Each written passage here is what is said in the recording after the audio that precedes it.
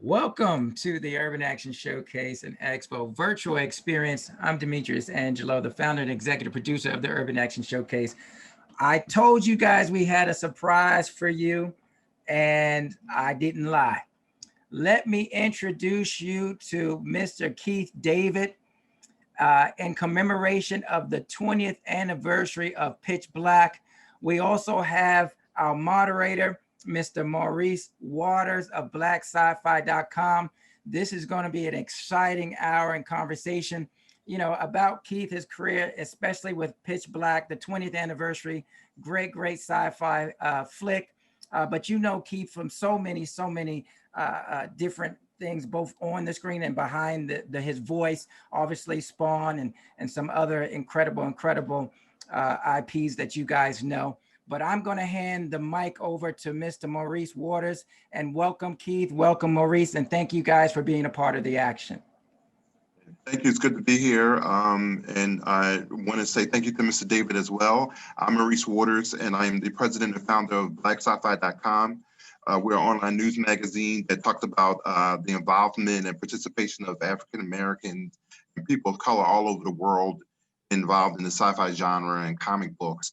And so I was really honored that when Demetrius called me and said that, that they were celebrating the 20 years of Pitch Black, which is one of my all-time favorite movies, and that Mr. David would be available to talk to everyone, not just me, but the audience that's watching now. So please make sure that you ask questions. We have someone that will be moderating and filtering those through.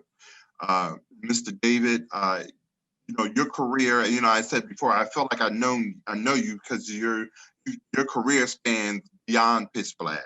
And if we don't know your face, we know your voice. And not many actors can really have that claim to fame. And even, you span the genres, going from drama, going from, sci-fi to animation. It's just, an awesome thing. And, so here today, we're looking at 20 years of a cult classic. And I really want to start by asking you right from the beginning, when you saw this script, what did you think about it? Did you think that it was going to be a big hit and really touch people the way it has? I did not. I had no idea.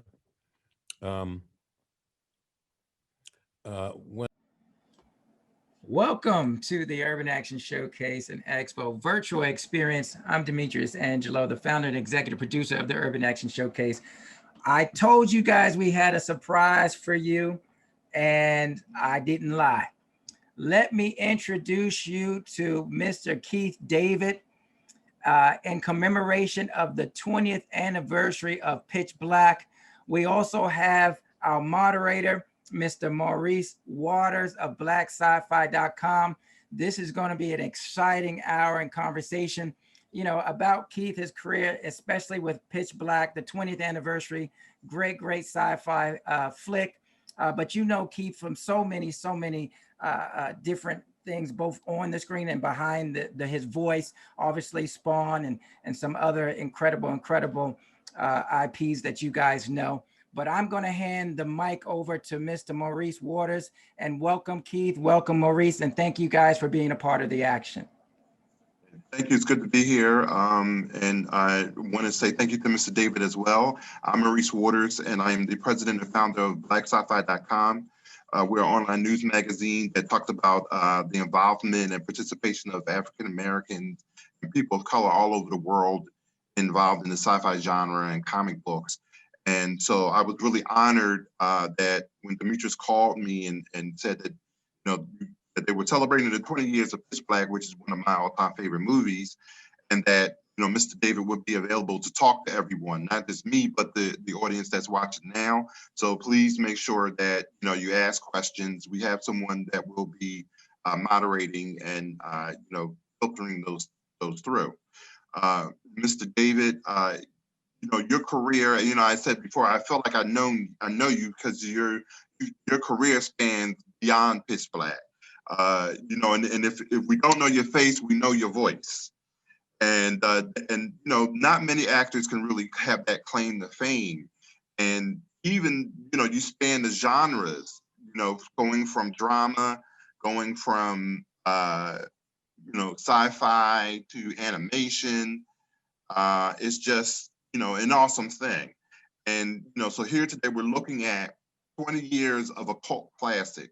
And I really want to start by asking you right from the beginning, when you saw this script, what did you think about it? Did you think that it was going to be a big hit and really touch people the way it has? I did not. I had no idea. Um, when I first saw the script, it I loved, who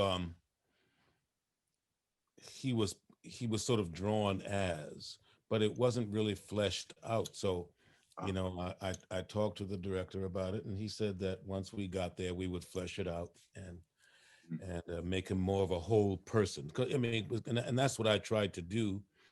I mean, I try to do that with all of my characters, is bring a real human being to the table. Um, so, if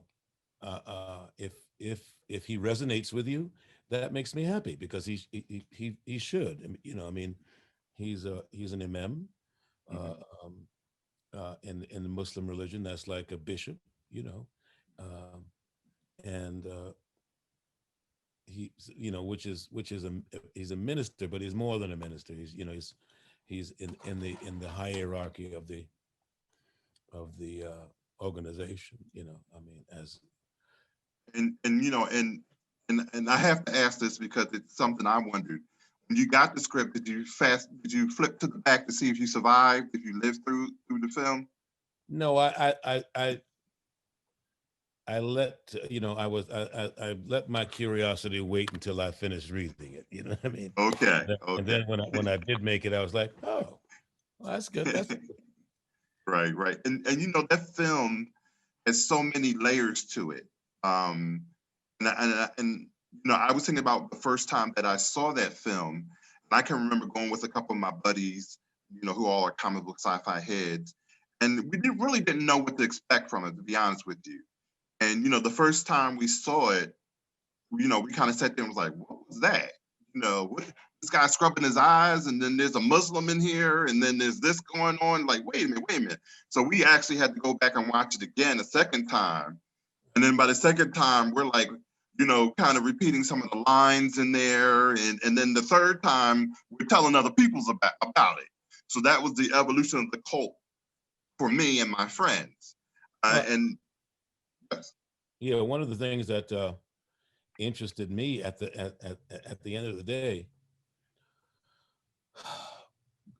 going into space, and when you think about, okay, it's a taking a criminal to some planet or whatever, but the surviving religious belief, Mhm. the surviving spiritual belief was Islam. Yes.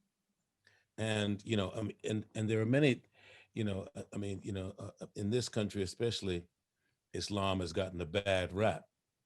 Uh, uh, you know, even beyond the Black Muslims, and that movement.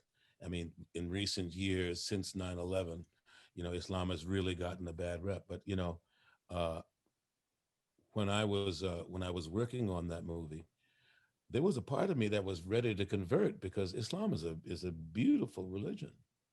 It is a beautiful belief system. They have, obviously they have some things that um, are pretty strict, that I don't necessarily agree with. But all in all, they're such peaceful people.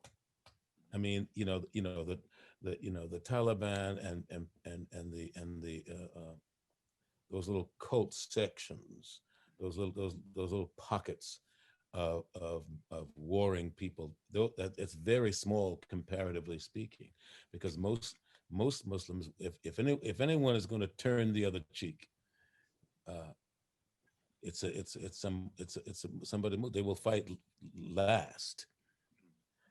So I mean it was it's I found that very, very interesting. You know, And and it's interesting that you say that because as I think about it, I don't think I saw your character carry a gun. he And then didn't. he didn't use a gun, and he really was pretty bold, trying to find the water. I don't think he was necessarily worried about his life. He really was about the faith. And I think that that impacted Riddick. And in some ways it was kind of like now the movie kind of dropped you in the middle of something. There's not a beginning and there's not an end. You're in a situation, so we don't know everything about Riddick's background, but it just felt like it was pivotal that in this film and in this particular issue that he was dealing with, that maybe this is where he turned to really start to really have a conscience. Well, Imam had to keep reminding him, no matter what you say, and no Hmm. matter what you think you believe, there Hmm. is a God who is looking out for you. Hmm. And, because you don't believe it, doesn't make it untrue. And I and what believe that the God of my understanding is like that anyway. Yes. You don't have to believe in God for God to believe in you. And even now, let's fast forward to 20 years later. You're playing another role as a man of faith in the TV series Greenleaf. Congratulations. Thank you. That's a show my sister loves. So you're hitting another audience there. And I just wondered how you felt, if you can imagine with me for a minute, how would that man of faith, or could that man of faith survive in the pitch black universe? Of course. I mean, at some point, and I was in my reading today, as a matter of fact, at some point, we have to stop trying and running the show. I was reminded this morning that when God created the earth, he didn't try. He just said, let there be, and there was. So I would think that if if it were Bishop Greenleaf instead of Imam on that final ship, again, you just have to believe that you are exactly where God intends you to be Mm. in these exact circumstances. And God has always taken better care of me than I have of myself, and I can't imagine what His ways are, and what I'm supposed to get from this. I mean, whether that means that my life gets taken in the midst of that or not. I believe that it'll be wherever I'm going will be a better place. But until that day comes, until that moment happens, I'm going to try to be as aware as I possibly can be to what belief in God doesn't make you stupid. It Mhm. just makes you aware. You have to be aware of these circumstances. You don't put yourself in immediate danger to test God. Young man, your arms are too short to box with God. You don't test God, but you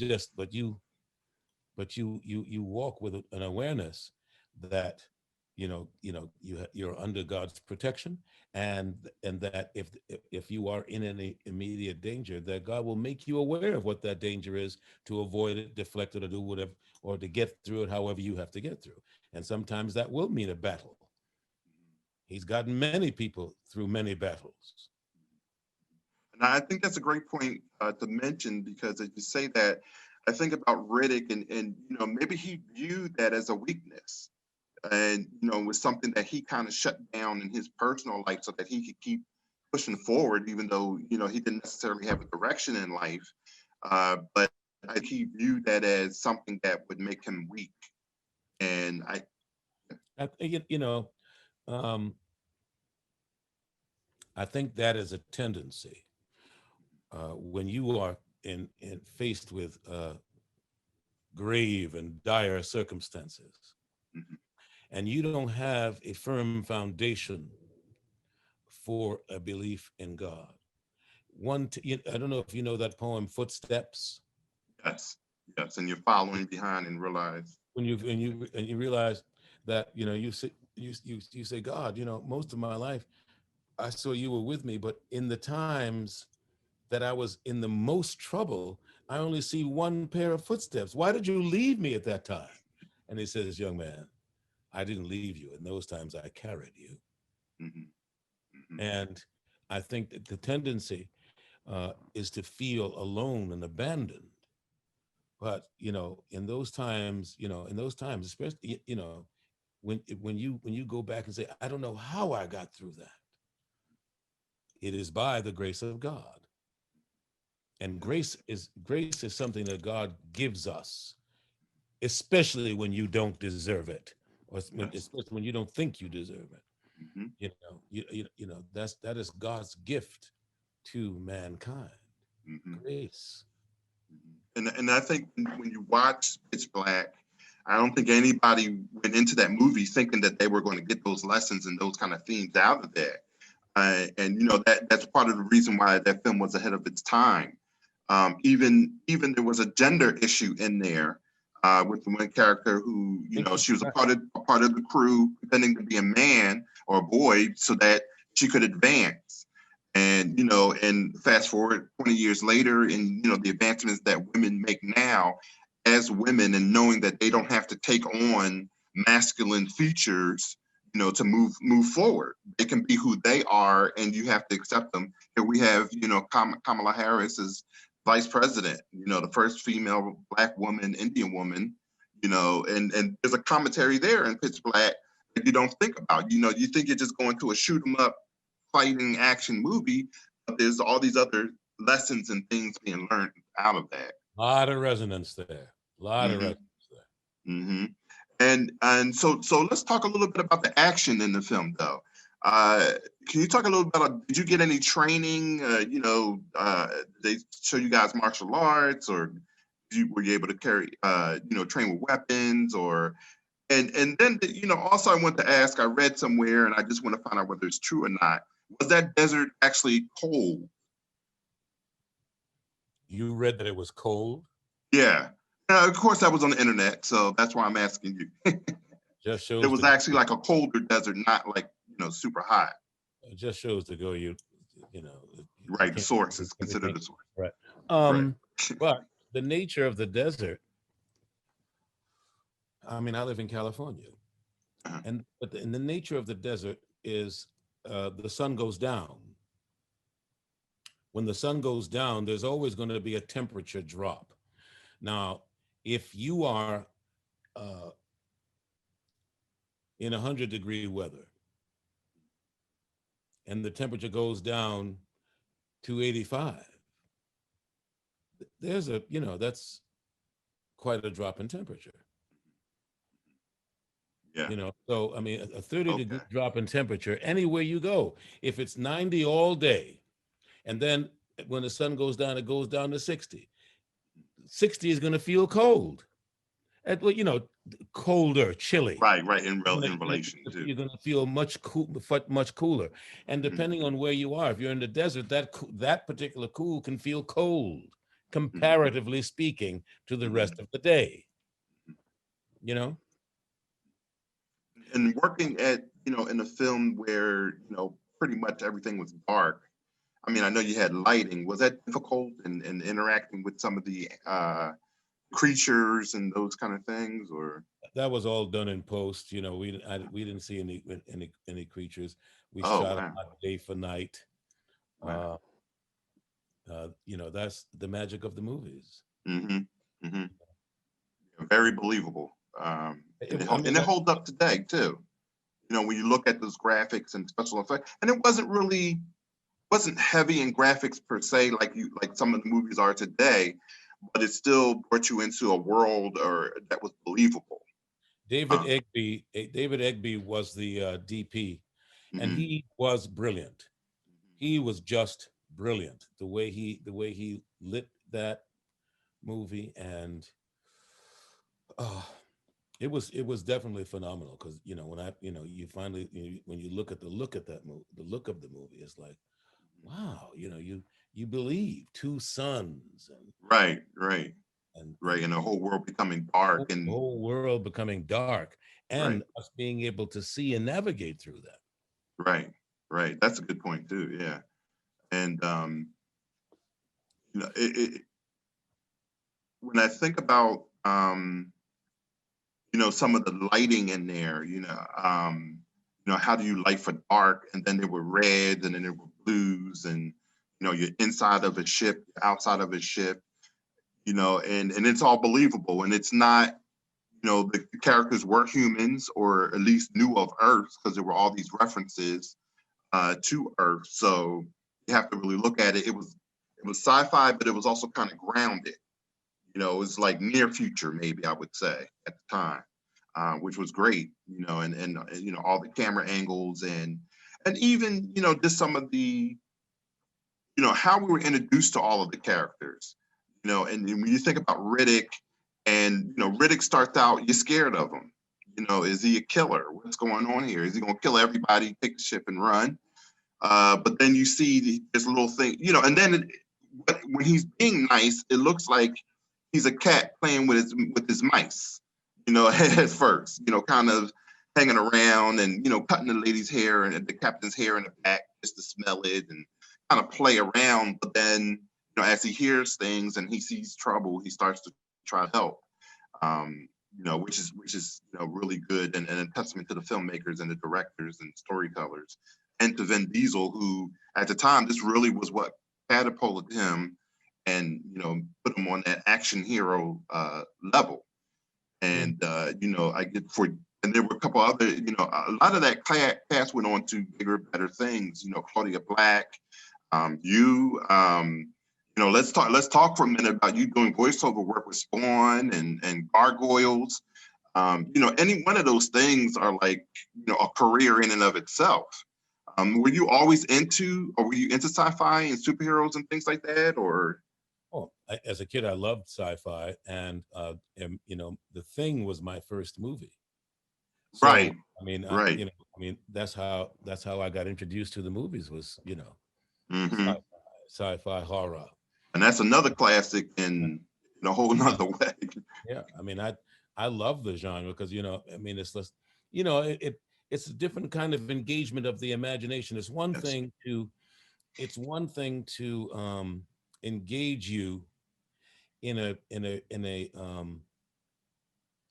quote unquote realistic story, of domesticity, something that can happen in your house or whatever, in your neighborhood. But it's a whole nother thing in the world of science fiction, Hmm. uh, where you get to engage the imagination in something that seems impossible, Im, you know, or improbable, but has, I mean, given a certain set of circumstances, wow, if that were to fall like that, this could happen. And as far as the storytelling, as long as you stay consistent with that premise, then you believe anything. And, I mean, we have some wonderful, wonderful filmmakers who have brought some extraordinary circumstances to life, and we have believed it throughout the whole thing. And as an actor of color, do you find that you have more freedom, uh, or more diverse roles that you can play within the sci-fi genre? Or I mean, Well, I mean, certainly, like I said, The Thing was the beginning of my career. Up yeah, until up until The Thing, traditionally, if there was a brother in a sci-fi film, he was going to die within the first 15 frames. right, 15 right, minutes into the right, 15 minutes into the movie, he's gone. right. You know, uh, but that in several of the movies that I've been in, the brother survives. Right, You know, right. in They Live, he makes it up until the end. You know what I mean? And And then to the the second surprise, movie. huh? And to the second movie. You know. So so I mean that, that was a big difference. And I think, now, of course, in how long has this taken? 40, 50 years for the industry to understand that, you know, there is nothing that Black people cannot be involved in. People of color cannot be involved in and also make money. Yes, yes, We have absolutely. we have imaginations that are as immense as anyone else. Mhm, mhm. And And we, I mean, we are an oral people. We are the people come from an oral tradition. So storytelling is in our DNA, you know. and why not hear those other stories? Why not include that in the party? You know? All of that. We want to be included in all of that. And given the opportunity, um, we thrive. Can you tell us about maybe one or two of your favorite scenes, whether it's one that you were in Pitch Black or some of the other casts, and why? Um,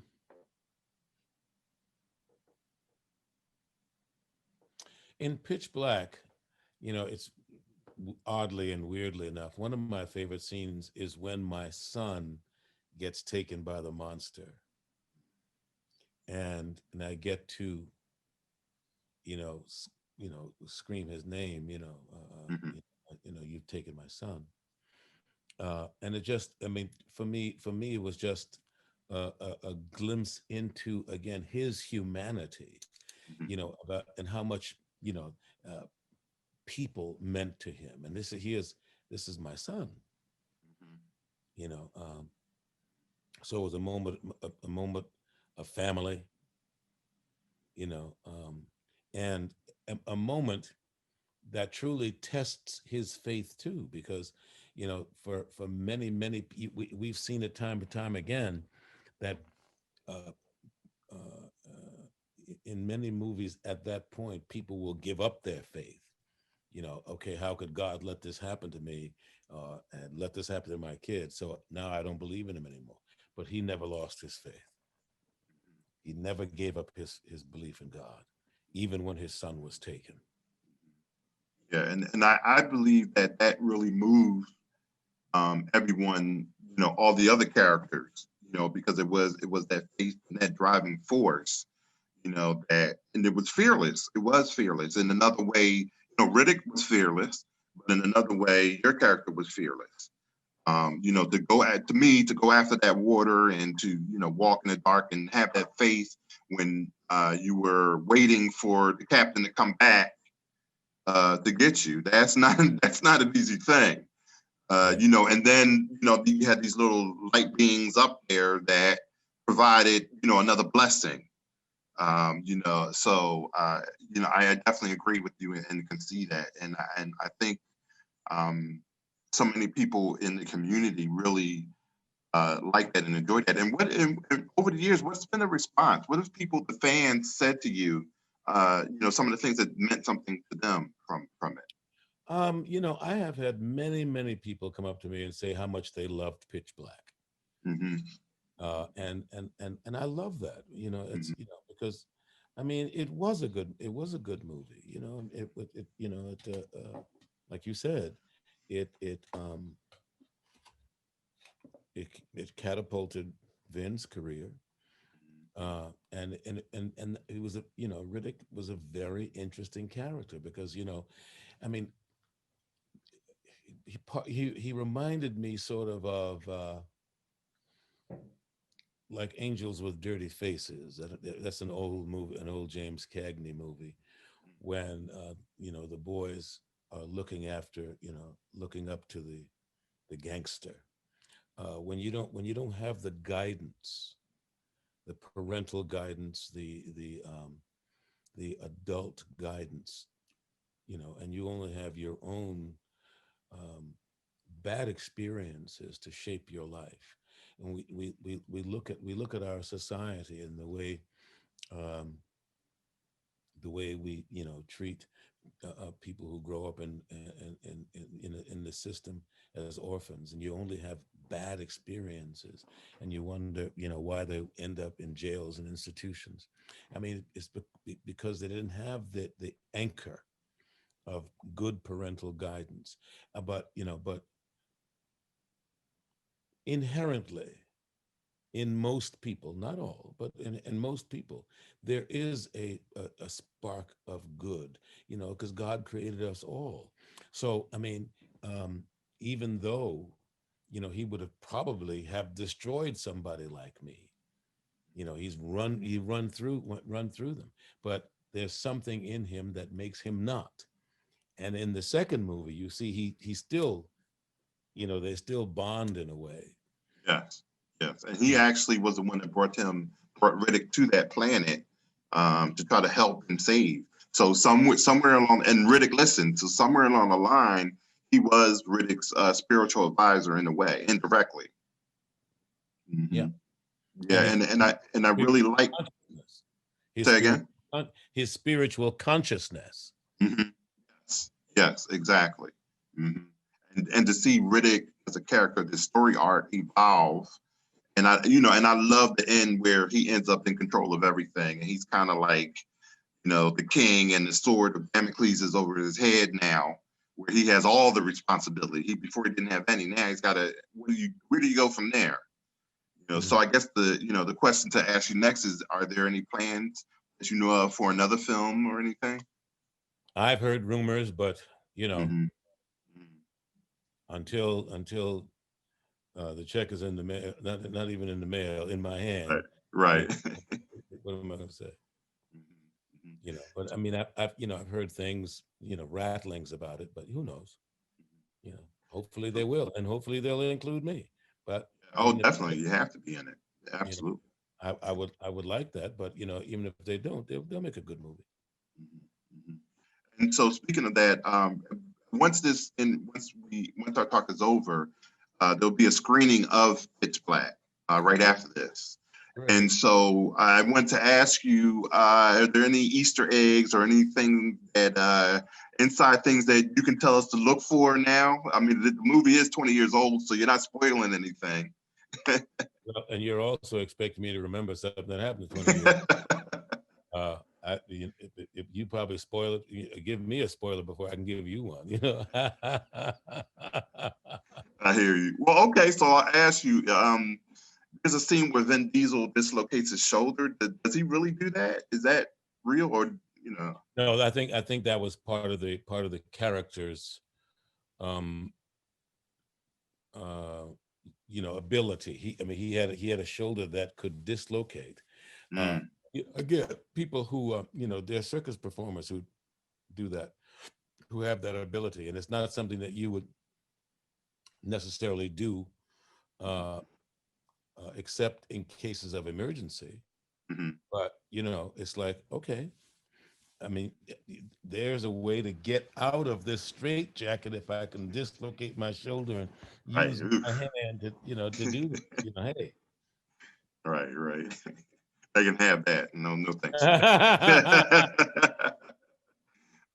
And so, and I also want to ask you, at blacksci-fi.com, we always talk about inspiring the imagination. And so we always look at our audience who aren't just fans, but, they look at what you're doing and say, I'd like to do it, or I'd like to learn how to do that. Or can you give out any advice and some perspective about pursuing an acting career or a voiceover career? An acting career, a voiceover career. These are, I mean, and a voiceover career to me is part of your acting career. And acting is a craft. Just because your mama told you that you can tell a good joke or that you have some personality does not make you an actor. Right. Right. You. I mean, it's just like, would you let somebody work on your car just because they said, oh, I like pulling things apart. I like working on stuff. You know, No. no, you wouldn't. And No. only in this profession that somebody says, oh yeah, I can act. I can act. You got to study. Acting is a craft, and you have to give it the respect that it deserves. Just like everybody with a camera thinks that they can become a filmmaker or a director. That's not it. These are crafts. people work hard and they study hard to understand composition, that to understand, how to create a character, how to investigate, the human psyche. Writers, I mean, these are crafts that people work hard their whole lives. So if you want to do that, then you have to go and do what it takes. The biggest challenge is, the problem is, everybody wants to be a star, because you read these magazines and you Right. see on TV and what salaries look like and all this kind of stuff, and you think, oh, that's what I want to do. But you know why they pay them that much money? Because they work hard at it, Mhm. for the most part. And yeah, also I'd like to add to that. I think that a lot of people have to, get out there and have life experiences so that you can draw on that. Yes, but just because you have lived through a life experience doesn't mean that you can necessarily portray that, just by virtue of the fact that you've gone through that. Because usually you're playing a character, so it's not just you have to use what you know, but you also have to be able to communicate what that character is learning through that experience, and not just what you experience. You It's a great take observation. you take what you know, you use what you know, but maybe that character doesn't get to what you know. Mhm. So how do you navigate going through a similar journey without revealing everything that you know about it, but being able to reveal something about going through it, for the first time. Yeah, and that's an interesting point because I think about in Pitch Black and your character that you really could have had an opinion of what this character was and went that direction. So is it a conversation between you and the director to say, the director says, well, no, it's not this, it's that. Are you having conversations that way, or is it just you stick to the script? You always have to have a conversation. Ultimately, filmmaking is a collaborative art. Mhm. It's between you, the playwright, and the director. The director is going to shape the overall. He has an overall picture of this project, but you have to be you're the conductor of the everyday piece of it. You got to keep track, because you don't always shoot in sequence, so you got to keep track of what you did. If that's the outcome, sometimes you've already shot the outcome. You may shoot the last scene on the first day. Now, how do you earn that? What was the journey before that? You got to keep track of that, and Right. that's why we have script supervisors. That's why, and that is part of the conversation with the director. Mhm. If you had to pick, which would you rather do, voiceovers or act, or acting, or something else? I like Speaking, to public work. speaking. Mm. I like to work. Mhm. So I want to do We see all. that. We see that. We see all the films, which is awesome. Keep on doing it. And even the comedies that you've been in, have been memorable characters. We can talk about the Franken Beans and all of that. I'll let people look that one up. But you just get these amazing, memorable roles. That doesn't happen a lot to people. I appreciate that. Yeah, yeah. And so I there's so many things I want to ask, and I'm trying to make sure that I ask things that other people want to hear and have the opportunity Mhm. to hear your answers from. That's why I take a pause there. Uh, do you keep in touch with the cast now and talk to Vin Diesel and talk to some of the other people still, or When I see nah, them, not really? I mean, Yeah, I we mean, I know it's 20 years later. 20 years later, and Yeah. uh, Vin has a whole new franchise going. Mm-hmm. Mm-hmm.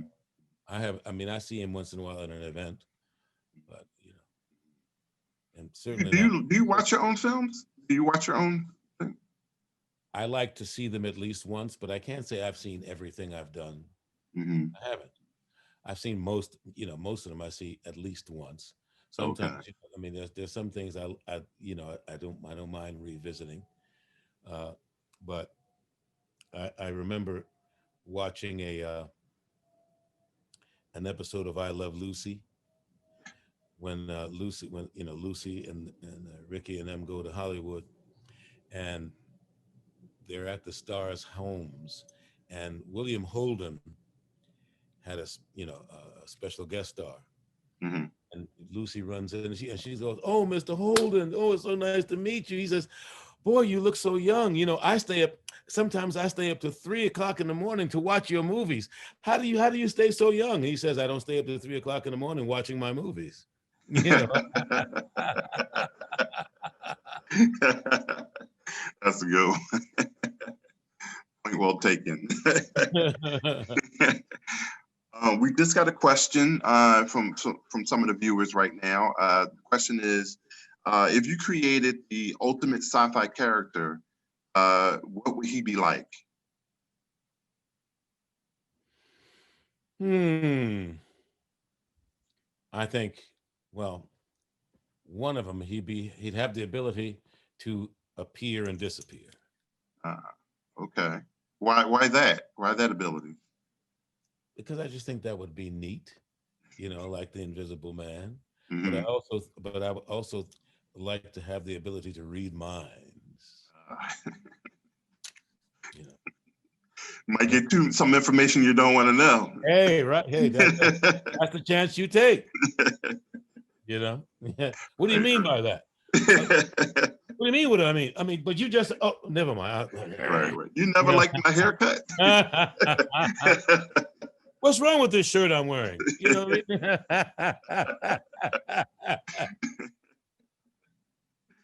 That's a great question.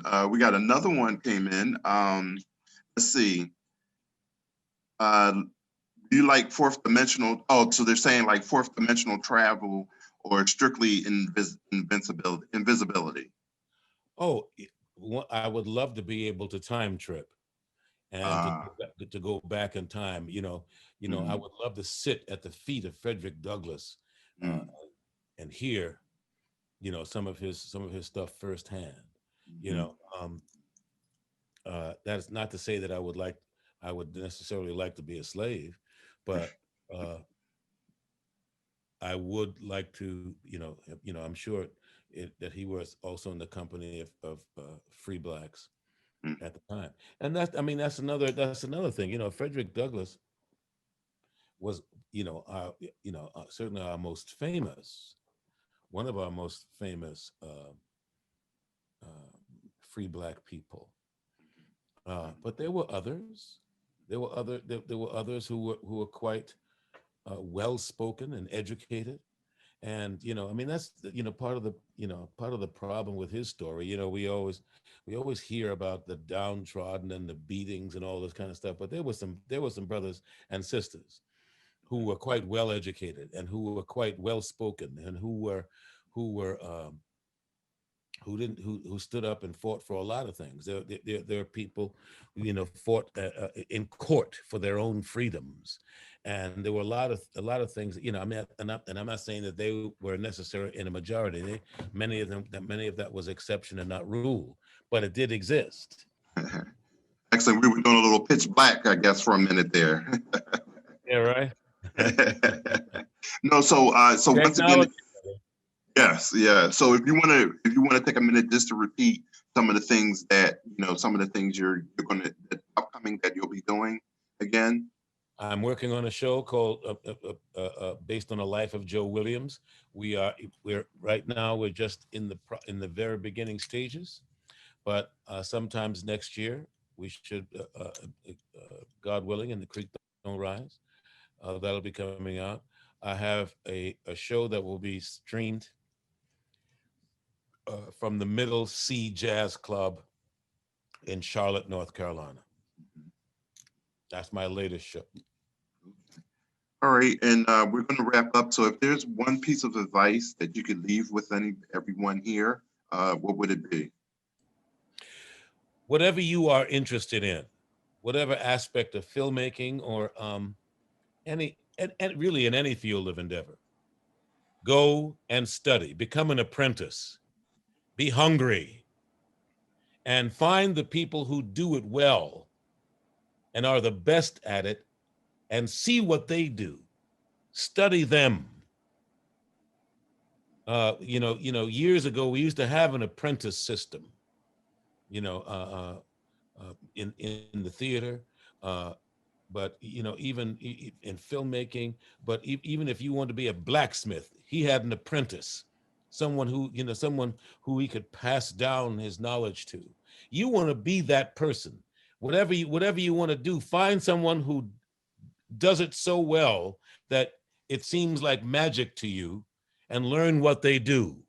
Then the magic will be passed on to you, and you'll be able to pass that magic on to somebody else. But it won't be magic. It's the result of hard work. Yes, sir. Awesome. Yes, sir. I want to thank you, Keith, so much for this opportunity. Thank you, Maurice, watersci-fi.com.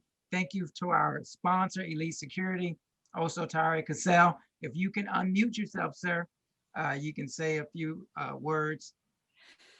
There you go. Thank you so very much. This is just magnificent. Once again, Demetrius, you always bring it up another notch. This is just absolutely magnificent. I'm so grateful to make sure that we got a chance to spend some time with you, Keith, my brother. Thank you so very much. But that was my question. I said magnificent singing voice. I have heard you perform, so I know what that's like all the way through. And so this is what I would like for you to share, if you don't mind. What do you say when somebody calls your telephone? That outgoing message. If you can't change the people around you, change the people around you. Yes, sir. Great Yeah. advice. Great Yeah, advice. absolutely. This has been an exciting 20th anniversary commemoration to the movie Pitch Black. Thank you, Keith David. We so appreciate what you're doing for the community, for the acting world. You make us look good, man. You make us look good in everything you do. Thank you, Maurice, from blacksci-fi.com. Nice to meet you, Maurice. All Thank the you so much. information is in the links. Thank you also, Tara Cassell, for making this happen for us. We appreciate all you guys. Please stay safe. Join us tomorrow all day long. We've got so many panels going on. We got JFH, we got Shields of Action. We've got martial arts and cinema, Michael Jai White, Scott Atkins, Juju Chan, Kung Lee. We've got Amy Johnson. We've got Mei Ling Ing. We've got so many, Sarah Chang. We got so many wonderful, wonderful, talented individuals. I appreciate everybody pivoting with us for this Urban Action Showcase virtual experience. But until then, please stay safe and God bless. God bless you. Take care. Peace.